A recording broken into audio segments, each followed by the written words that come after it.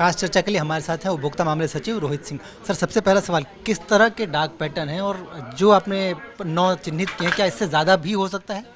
बिल्कुल, जो dark patterns हैं वो कंज्यूमर को के बाइंग बिहेवियर को मैनिपुलेट करने का प्रयास करते हैं। तो जो फॉल्स सेंस ऑफ अर्जेंसी है या नैगिंग है या सब्सक्रिप्शन ट्रैप्स हैं, तो हमने 9 तरह के चिन्हित करके आपको आज बताए।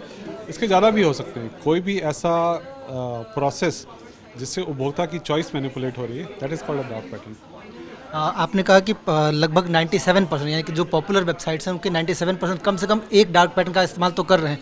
ऐसे में उस चीज़ से लोगों को बचाने के लिए किस तरह के प्रयास अभी तक सरकार की तरफ से किए गए हैं? क्या हेल्पलाइन खोली गई है या और भी कुछ एक्शन? ये एक थोड़ी नई प्रॉब्लम चिन्हित की गई है, तो इसमें हमारा अप्रोच ये रहेगा कि पहले कंज्यूमर्स को अवेयर किया जाए कि इस तरह की जो हमने ऑलरेडी शुरू कर दिया सोशल मीडिया पे। और दूसरा, जो ये सारी कंपनीज़ हैं, बड़ी ई कॉमर्स कंपनीज़ हैं, उनको 13 जून को हमने एक बैठक बुलाकर ये उनको समझाया कि इस तरह के बिहेवियर में इंडल्ज ना करें। और 28 जून को उनको चिट्ठी भी लिखी है।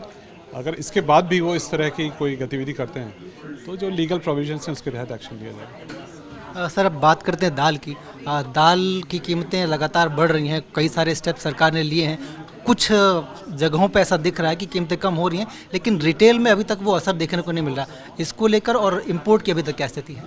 तो हमने 2 जून को जो स्टॉक लिमिट्स लगाई थी अरहर और उड़द की दाल पर, उसकी वजह से लगभग 3 से 5% जो होलसेल प्राइसेस हैं उसमें कमी आई है। और जैसा कि आपको विदित है कि रिटेल में इसको ट्रांसलेट होने में थोड़ा समय लगता है। मेरे ख्याल से इस महीने के दौरान, और ख़ासकर जब हम 50,000 टन और मार्केट में निकाल रहे हैं सरकारी बफर से, प्राइसेस थोड़ी कम होंगे। और जो इम्पोर्ट का स्टॉक है वो कब तक आ जाएगा? इंपोर्ट्स जो पूर्वी अफ्रीका के देश हैं, वहाँ से अगस्त में क्रॉप मैच्योर हो जाती है और सप्लाईज आनी शुरू हो जाएंगी। तो कुल अलग अलग दालों का हम एग्जैक्ट कितना इंपोर्ट कर रहे होंगे, और तूर का विशेष तौर पे? तूर का लगभग 6 लाख टन तो इंपोर्ट हो चुका है और इतना ही लगभग और होगा, तब जो हमारी आवश्यकता है उसकी पूर्ति हो सकेगी। तो बाकी दालों में उड़द में इतनी आवश्यकता नहीं होती, लगभग 6 से 7 लाख टन। मूंग में हम सेल्फ सफिशिएंट हैं, उसमें इंपोर्ट की आवश्यकता नहीं है। मसूर में इंडिया में इस बार प्रोडक्शन अच्छा हुआ है, तो हमें 6 से 7 लाख टन के आयात की आवश्यकता होगी, और वो ऑस्ट्रेलिया और कनाडा में क्रॉप अच्छी हुई है तो उसके माध्यम से हो जाएगी। सर, अल्टरनेट के तौर पे हम चने को इस्तेमाल कर रहे थे दाल के लिए, उस तरह का कोई प्रपोजल, तो वो क्या अभी तक उस पर कुछ शुरुआत हुई है? चने का बहुत हमारे पास बफर स्टॉक है, लगभग 38 से 40 लाख टन की संभावना है। और उसको हम उसके अगर उपयोग को प्रमोट करते हैं तो दालों का जो कंजम्पशन है वो एक तो प्राइस सेंसिटिव भी होता है और जो रीजनल प्रेफरेंसेस होती हैं वो भी होती हैं। सो उन दोनों के माध्यम से स्थिति बैलेंस हो जाएगी। अब दाल की बात हो गई सर, तड़के में अगर आते हैं तो प्याज और टमाटर के दाम भी इस दौरान हमको देखने बढ़ते हुए दिख रहे हैं। और पिछले 3 दिन की अगर बात करते हैं तो रोजाना 50 रुपये से 80 रुपये के हिसाब से लासलगांव में प्याज के भी दाम बढ़ रहे हैं। इन दोनों कमोडिटीज़ को लेकर कुछ? देखिए, प्याज के जो दाम हैं लासलगांव मंडी में वो 9 रुपये थे।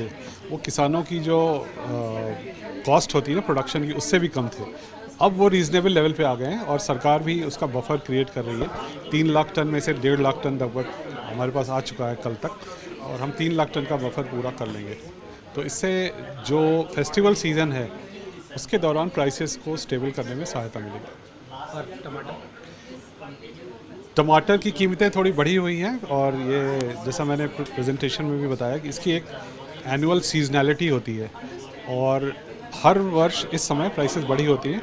और अभी जैसे अगर दिल्ली का उदाहरण लें तो हिमाचल प्रदेश में सोलन और सिरमौर जिलों से सप्लाई अभी आ जाएगी, तो उससे प्राइसेस कूल डाउन हो जाएंगे।